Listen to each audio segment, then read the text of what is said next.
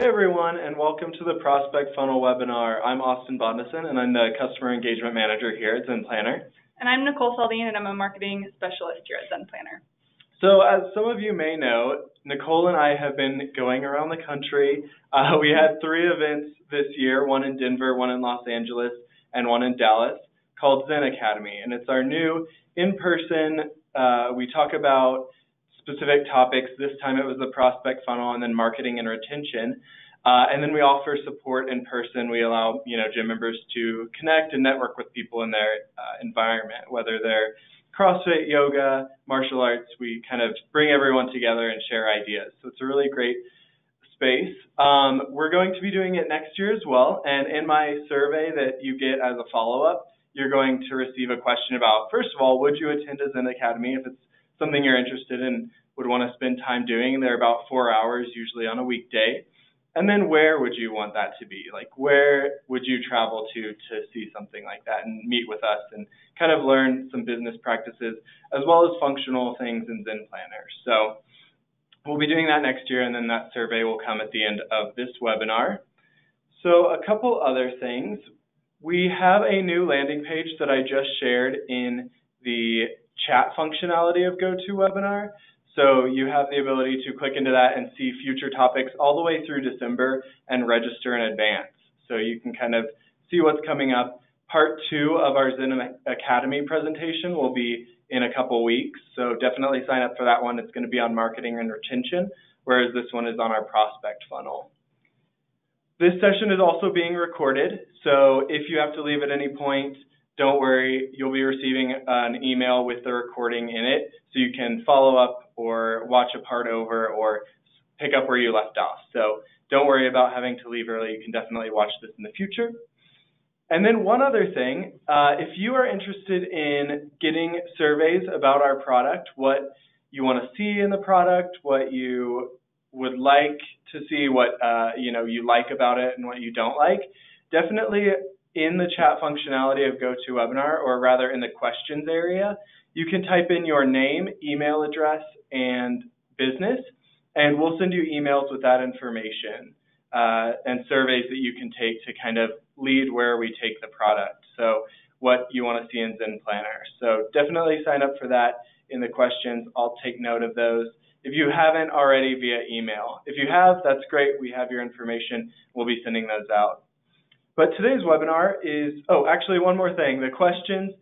We have Mike here answering questions, so if you do have questions throughout the webinar on topics we're discussing or anything that I bring up, definitely chat that question in. We'll go over large questions at the end, like things that are relevant to everyone. Otherwise, you can get a little more specific with a question that you had about what I have said or what Nicole has said. So for today's webinar, we're going to start with a PowerPoint on kind of some business practices that don't have to do with ZenPlanner as a whole, just on getting prospects into your business. Then I'll be going into the actual database and showing you how to set up the prospect funnel in ZenPlanner with automations, prospect statuses, all that kind of stuff. So we'll start with this presentation and we'll go from there.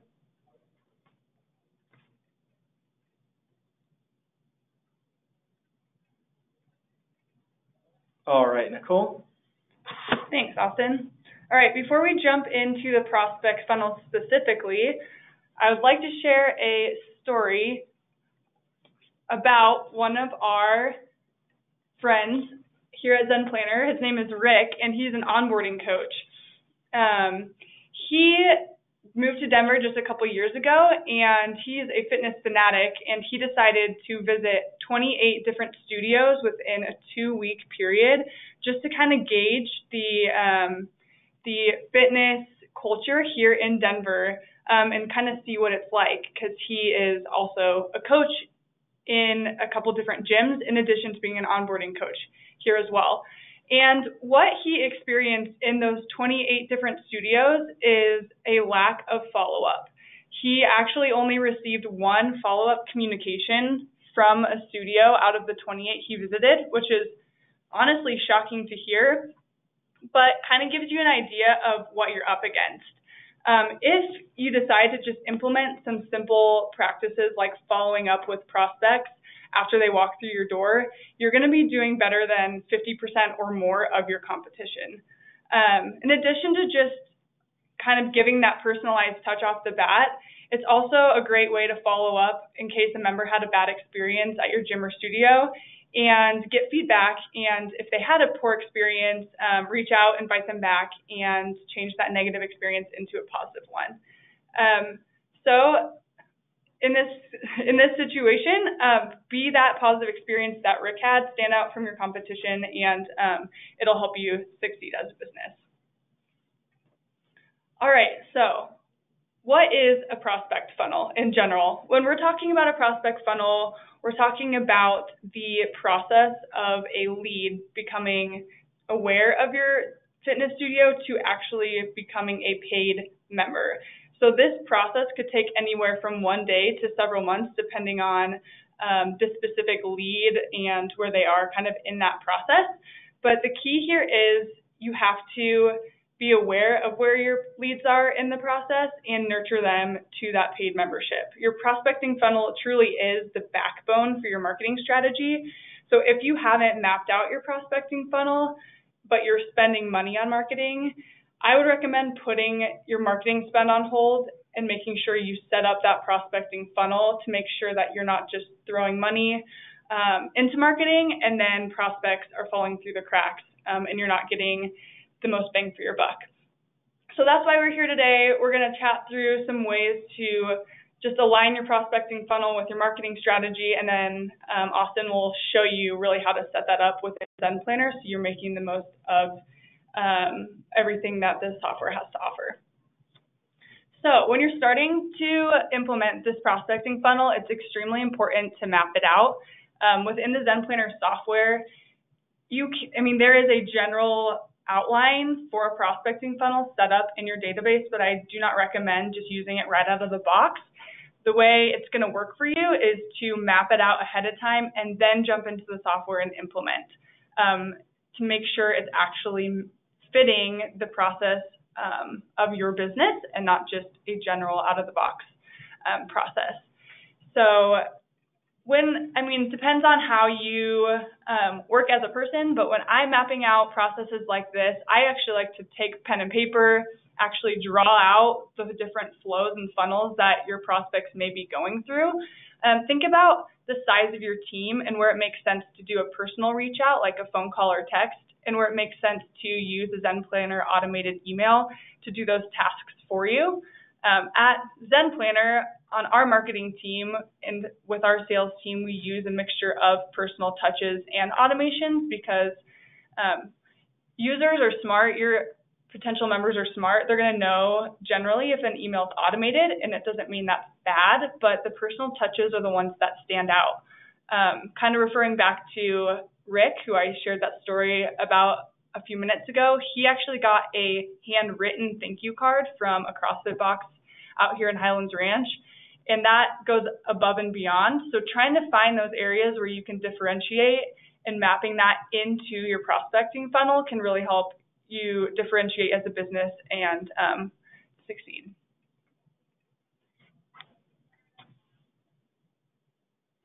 So let's look at the prospect funnel based on the general outline of a buyer's journey. When we think about a buyer's journey as a marketing team, we kind of break it into 3 stages: your awareness stage, your consideration stage, and your decision stage.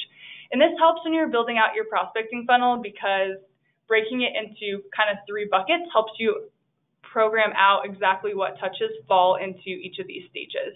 So your awareness stage would be leads that may have found your business online, looked at your website, but don't know much about it. A consideration stage would be they're aware of your gym or studio as well as a few others in the area and are comparing the pros and cons and really looking into if it's a good fit for them. And then your decision stage is really when it gets down to the wire. This may be when they actually drop into your studio and try a free class. They're really evaluating if it's the right decision for them and if they want to spend money with your business in particular.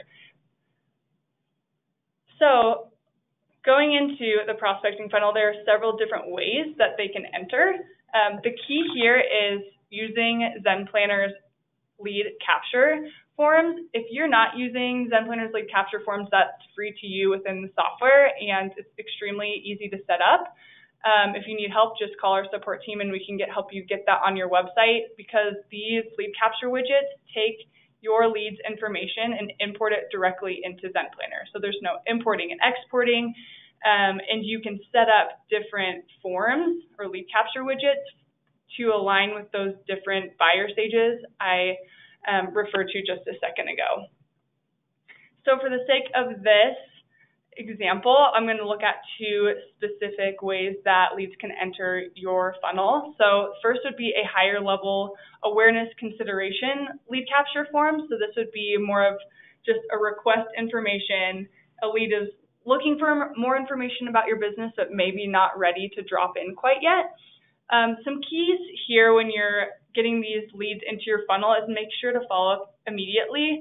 I'll push this again and again. Immediacy is huge. The quicker you can reach out to your leads, the better, right? If they're sitting at their computer filling out a form, they're already in the mindset and comparing you to others. So if you can get that immediate touch to them, there's a higher chance that they'll engage with you. Once they leave their computer, it might be a little harder to get them in the door later on. Also, make sure to provide and ask for valuable information. So for a request information form, make sure you're getting their email, their phone number, so you can accurately reach out to them in several different ways. And then once they fill out the form, make sure to provide the information that they've asked for, whether that's an automated email that sends out a link to your calendar, or it's a personalized phone call addressing their specific questions. Make sure you're giving them exactly what they need to help make their decision. And then along with that, make sure you have strong calls to action. As a marketing team, we talk about calls to action a lot, but that's really all that is what you want the lead to do. So in this case, a next step or a call to action after someone's requested information is potentially signing up for a free trial, right? So you're moving them along that funnel to the next phase. And so in this case, the next step would be getting them into a class and actually experiencing your facility in person. Going a little bit down the funnel would be a sign up for a free class type of form on your website. So this is more of a consideration decision phase for your prospects. They know about your business. They may be comparing you to a few others, but they are ready to make the move and drop in and see if it's a good fit.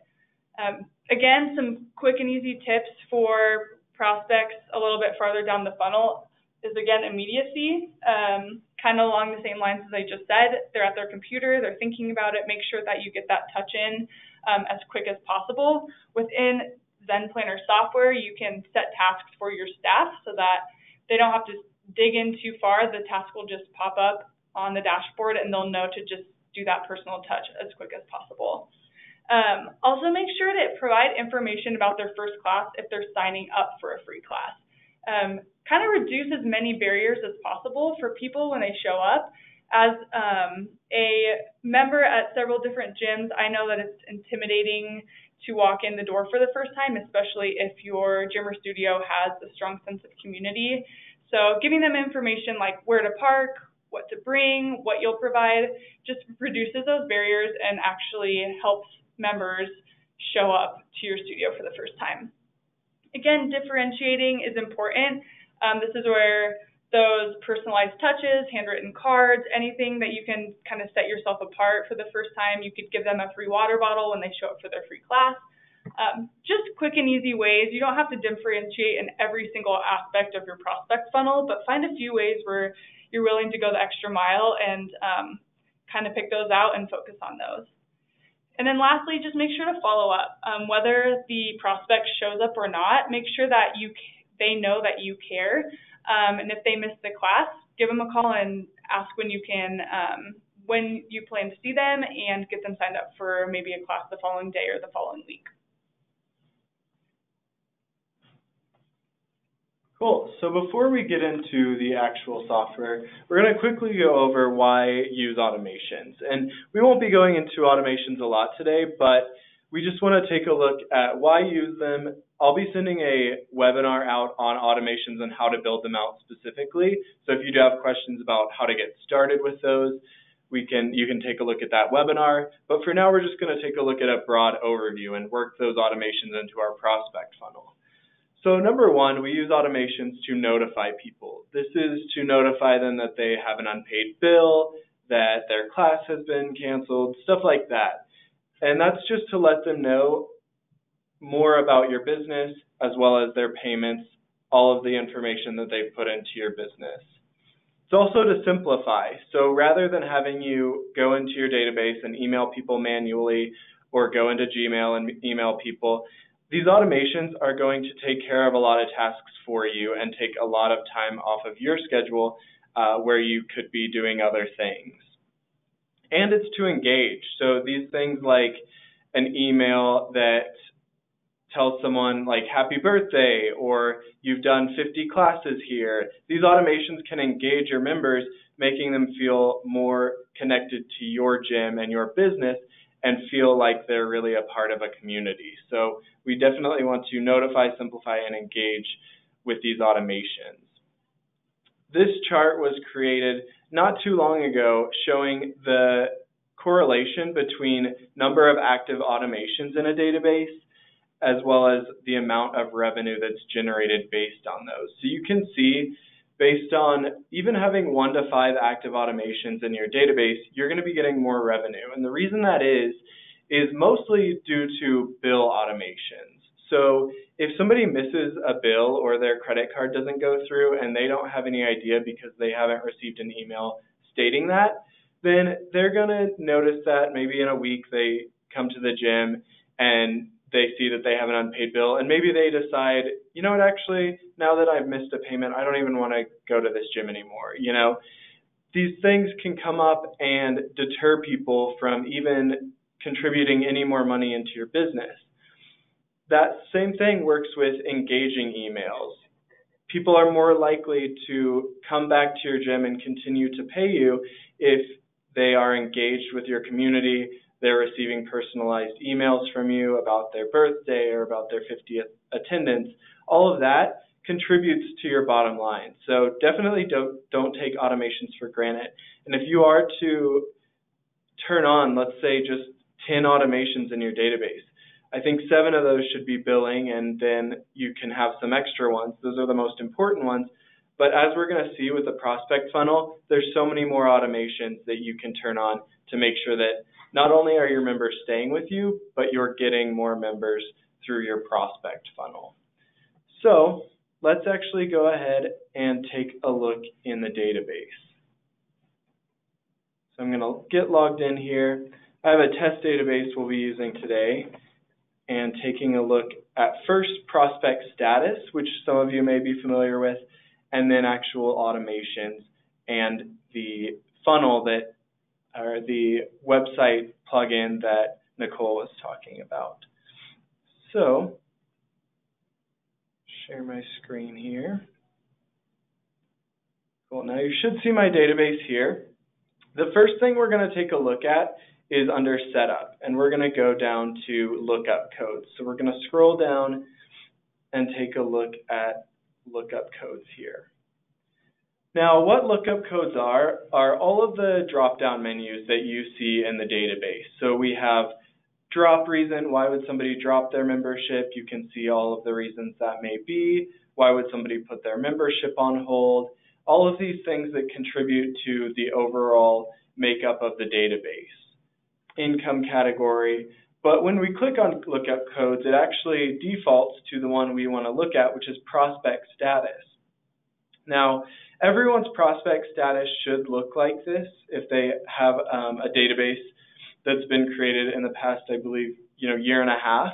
If not, you can totally build this out by adding in new labels here. But again, like Nicole was talking about, not everyone's prospect funnel looks the exact same. The one that's built out, however, starts with somebody as a new prospect. So they've either come in to your business and given you their information, or they filled out the lead capture widget online, and they're now a brand new prospect. let's then say, to follow up, you give them a call and they don't answer. That's when they get moved into the prospect status of call 1, no answer, voicemail was left.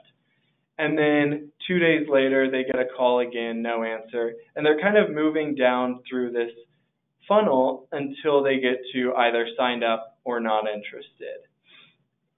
Now, not everybody's journey is going to be the exact same. You could give them a call and they immediately schedule their trial or appointment, and then they miss it, and then they schedule another one and they complete it. This could be all over the place. But it's basically a way of categorizing people based on how far in the prospect funnel they are until, again, they get to either signed up or not interested. So you may not have time to call every single person that comes into as a prospect, and maybe you want to change this to, I sent them a text message. And these automations are going to be doing this for you, so we'll be looking at that. But the one manual piece that you will have to do is change their status under their prospect status. So if we click into people, everyone has a section labeled prospects. And right here we can see our 15 prospects as well as their status. It's not really organized, it's kind of organized by different features, but if we click on the prospect status at the top here, we can not only see the people based on what their prospect status is, we can also see prospects by status right here. So maybe today I need to give everyone who I've given 2 calls to another call to see if they're still interested, and I can see all of them listed here. So that's kind of how that works. And let's say we have someone like Malcolm here who has received 1 call and we left 1 voicemail, but we need to change their status.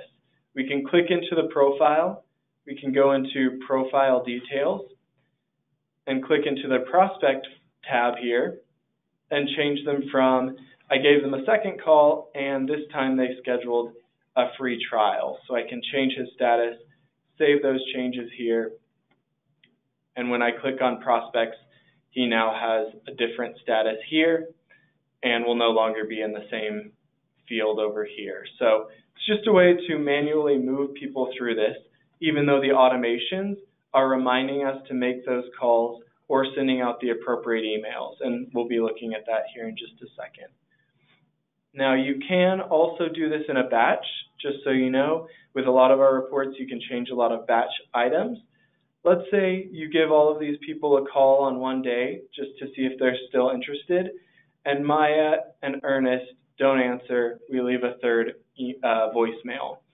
You can click Batch Update here after you've selected them, go into their prospect info, and change both of their status to call 3, no answer, saving the changes. They're no longer on this list, and they've been moved down in the funnel. All right, so that's a look at the statuses. Now we're going to see how those play into the actual automations. So we're going to click into Setup, and again, scroll down to Automations. And just like I said, we're not going to go really deep into automations, but just a quick overview. You have a lot of built-out automations in the system, and my automations are the ones that you've either turned on or previously turned on or maybe edited in some way. Otherwise, if you've never touched any automations, they're all going to be listed into preset automations. Now, everyone, just like the statuses, should have a prospect funnel section of the automations. Mine are split between my automations and the preset automations because I've messed with some of them, but not all of them. So we see half of them here and half of them here. But they're going to be doing what we want them to get these people in the door. So to take a quick, brief look at what makes up an automation, we're going to click into this one. We're going to see number 1, which is saying what is going to trigger this automation in the system.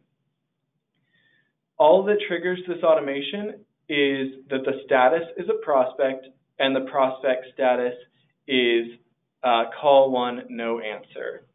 So if somebody is a prospect and they are in this status, they're going to get this email. Now, number 2 is when is this email going to go out? And it's going to go out 0 days after that person was updated. So as soon as I move somebody from new prospect to call 1 no answer, just like we looked at in their status, they're going to get this email immediately. That's what this 0 days after means. Number 3 is, what does that email actually look like? And this email is created in your database. It's pretty standard, so you definitely want to customize it to fit your business model and the wording that you want to use. But if we open Message Template Editor, it's going to take us into document templates here, and it's going to show us what email is going out to them. So just to kind of recap that, they enter their information into your lead capture widget, and they're a new prospect. You give them a call, and they don't answer, so you move them into call 1 no answer voicemail, just like we looked at. Like I showed you, they immediately get this email after you've moved them. It says, sorry we missed you. We left you a voice message. Thank you for expressing your interest. Feel free to stop by, and follows up with all of your information pulled from your business info. So this is going out to them immediately because you've already given them a call, they didn't answer, and you left a voice message, which is what this email is saying. Again, you definitely want to customize what's being said in here. Maybe you do things a little differently, or maybe you text them instead of leaving a voice message, what have you. But this email is going to go out to them. It's going to go to the primary email of the person who is the prospect, and you can BCC yourself if you'd like to make sure these are going out or what have you. But we're going to save changes, go back into our automations, and back into our call 1 voicemail. Number 4 is just some categorization tools. They're generally built out the way that you want them to be, and then you just want to check this box to activate and save changes. And now that will go out every time you move someone into prospect, call 1 voicemail prospect here. So our second one here is a staff task, and this has the same criteria. So as soon as you move them into call 1 voicemail, no answer, that email is going to go out to them that we just looked at, and then 2 days after that happens, one of your staff members is going to receive this task in ZenPlanner. You can have it go out as an email, but generally we leave it as a staff task so that when they log in, they see, oh, I need to call this person. It's been 2 days since I left that voicemail, and they received that email. So we're going to open Message Template Editor again, and we're going to see a different format here. This is a staff task where the task title is Prospect Second Contact, that prospect's first and last name, and it reminds that staff member, please call this person at this phone number because they did not respond to their voice message, their first voice message. You can set it to whatever staff member. Maybe, Austin takes all of the call 1 voicemails, and then if they're going further down the line, Richard takes all of the second ones or what have you. But this is saying, hey, it's been 2 days since you called that person. Make sure you call them again to follow up because you don't want to lose that person just because you called them once and they didn't answer. They filled out information on your website which shows some sort of interest in your business, and you want to make sure that they're not falling through the cracks, kind of like Nicole was talking about. So you just want to make sure that you're not losing them just because they didn't answer one phone call. So when we go down to automations again, we now see that for call 2 voicemail. So let's say this staff member gets this task, they call them again, they don't answer again, they get an email that says, hey, we reached out to you, and then 2 days from there, that staff member gets that task. These are totally customizable. Don't think you have to stick with the way that ZenPlanner has it built out for you.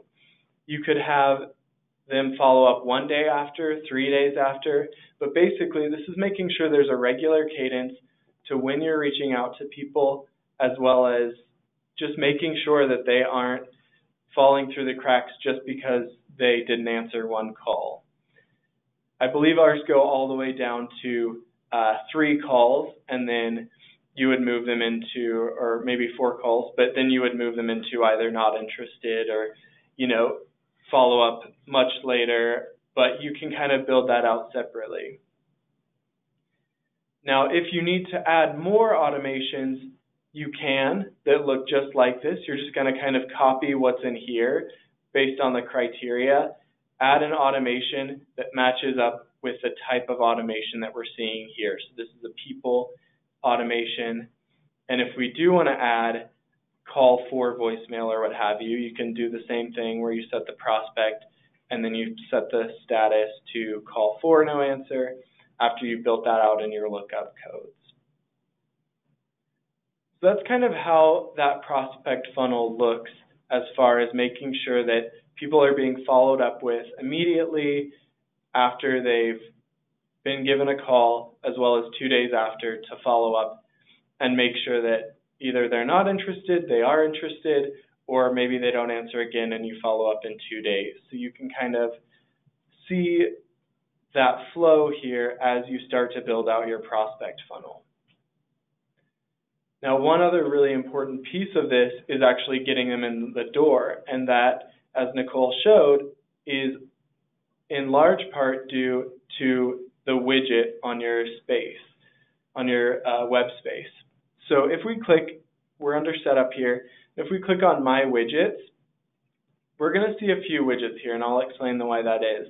But we'll just click into my lead capture widget here and see the build out. So you can change the orientation. This is a preview of it.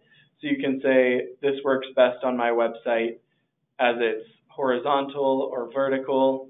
You can change the font and the color to match your color scheme on your website, confirmation message, and then add fields if you need to. Like Nicole was saying, you want to grab important information and relevant information to this person. So that's why we have first name, last name, and email address. But you can also add something like phone number, birthday, or gender, with generally phone number being the most important. You don't want to make your fields too long, and you can only actually add one more field to your widget. So the most important would be phone number, so that you can actually give them a call rather than just emailing them. It adds that personal touch. They're speaking with someone on the phone, and they feel, more welcome to join a free trial than they would if they just received an email. So we've got 4 fields here. We're making sure this one is required by checking this box. And then we can choose the tags that they fall under as soon as they fill out this information, because as soon as they do this, they are entered as a prospect into ZenPlanner. You want to make sure that their status here is new prospect. You can change the source. Obviously, they heard about you from their website, your website, because they're filling this form out on your website. And then they're going to be placed into that new prospect status. You're going to get an email that says, hey, you have a new prospect. And then you're going to give them a call. And once they either answer or don't answer, you're going to go into their profile and change their status, starting that funnel of email automations as well as staff tasks. This is where it all begins. The reason that we have a few of these widgets is because, like Nicole was saying, it could really depend on the types of programs you offer or their level of commitment.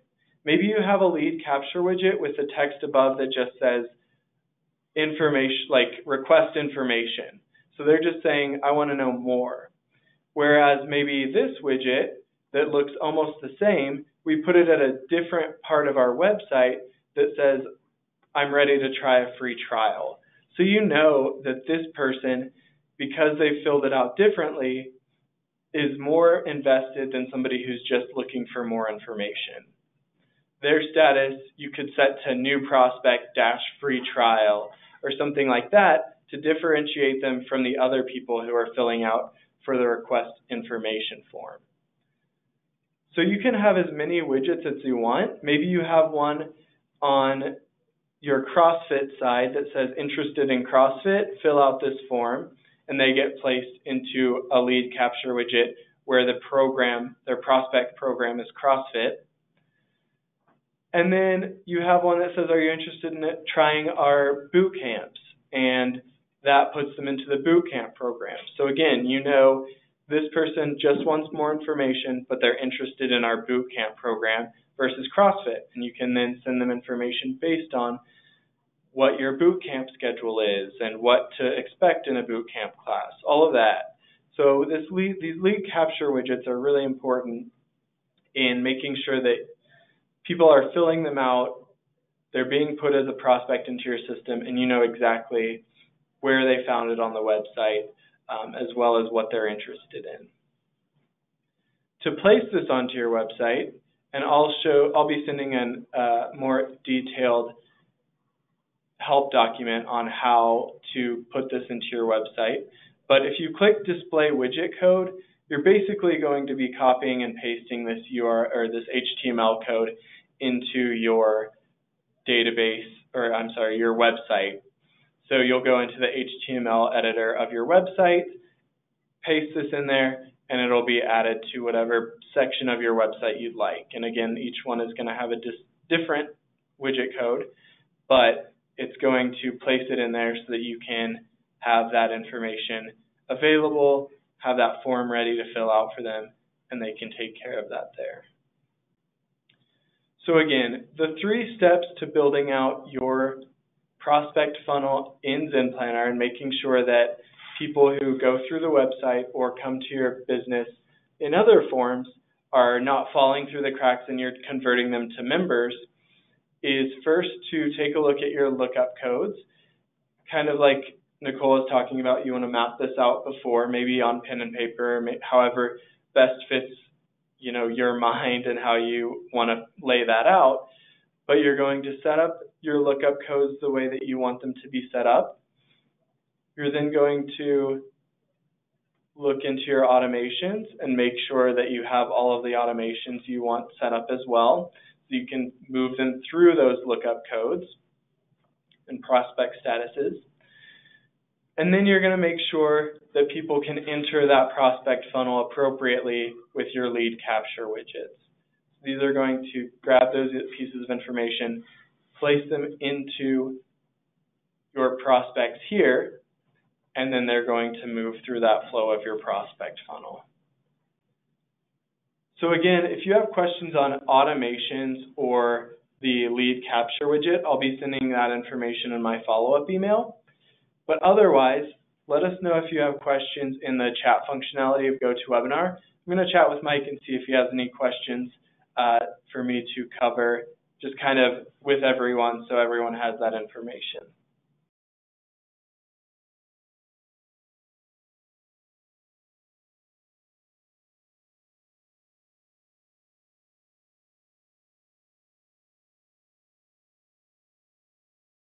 So I had one question, and it is about texting in ZenPlanner, and that's a really great point. I should have featured that in the document templates. But basically, if we go into our automations, let's say we want this to be a call one or text one or something like that, the first text we send to someone, or just rather than sending them an email saying that we called, we send a text. What you're going to do for that is to open the message template editor here. And just like we did with Staff Task, you have the ability to edit properties over here and change this format. So we have 4 options here: an email, a text, a task, or an alert. Generally, what we're going to be messing with is customer-wise, we're going to be looking at emails and texts, whereas on the back end, making sure that your staff members are up to date, we're going to be working with tasks and sometimes alerts, but mostly tasks. So all you're going to do is switch this to SMS text message and save changes. It will clear that out because it is a different form here, but it's going to go to the mobile phone number of the person who you are contacting, and then you can type a text message in here. Now, keep in mind a couple of things. Number one is that these texts cost $0.015 added to your ZenPlanner bill. So if you send out 10 of these, you're going to see that 15-cent charge on your account. And then there is a 160 character limit here. There's also no return text functionality. So if you do want somebody to respond to a text, you can say in there, email me at this email address or text me at this number, because it is coming from a Colorado number that doesn't have a reply functionality. So you can add the contact information that you want them to be contacting you at within the text message. And most people with smartphones can either, can have that number just to click on, or even an email. It'll open up your email account and you'll be able to, or they'll be able to reach out just as easily as responding to that email. So don't worry too much about the reply functionality, but you just want to make sure that you have some way for them to reach out to you if you do require a response. But the way this could work would be the same as the email, where you say, hey, I just gave you a call, wanted to see if you were still interested in a free trial as you filled out something on our form. Contact us at, and throw in your phone number or your email. Again, that may be more than 160 characters, but you just want to make sure that they're getting that email or text message. So that's how you kind of change those. Add them, if you want your first touch to be a call and your second touch to be a text message. Maybe people respond better to one over the other. Kind of like Nicole was talking about, you definitely want to change up the way that you're messaging people and reaching out to them. So sometimes it is a phone call, sometimes it's a text message, but you'll see a variety of responses. Maybe people prefer to just quickly text you rather than getting into a conversation, whereas some people maybe prefer that personal touch of a phone call. So try different things out, maybe at different levels. Start with a phone call and then move on to text messages just to keep in touch. But definitely try and see what works best for your members and what works best to convert prospects into members with memberships. Cool. I think that was all the questions we have. So again, check out the landing page. I'll send it in my follow-up email to register for part 2 of our Zen Academy presentation on marketing and retention, as well as ones in the future in November and December. But otherwise, stick around to take a survey on whether you would attend a Zen Academy, what topics for webinars you'd like to hear about, as well as any information about where you want that Zen Academy to happen. So thanks for joining us today, and we look forward to seeing you in 2 weeks.